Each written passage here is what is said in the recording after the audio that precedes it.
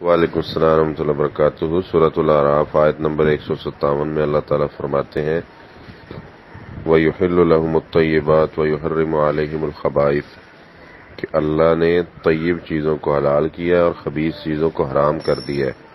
تو سگریٹ جو ہے یہ بالاتفاق خبیث چیز ہے۔ دوسری وجہ قرآن میں اللہ تعالیٰ فرماتے ہیں لا تقتلوا انفسکم اپنے آپ کو قتل مت کرو، اور تیسری جگہ پہ اللہ تعالیٰ فرماتے ہیں لا تلقوا بأیدیکم الی التہلکہ اپنے آپ کو ہلاکت میں مت ڈالو۔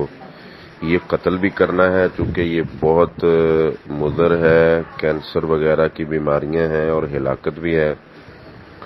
اور چوتھی جگہ پہ اللہ تعالیٰ فرماتے ہیں ولا تبذر تبذیرا فضول خرچی مت کرو، یہ فضول خرچی بھی ہے۔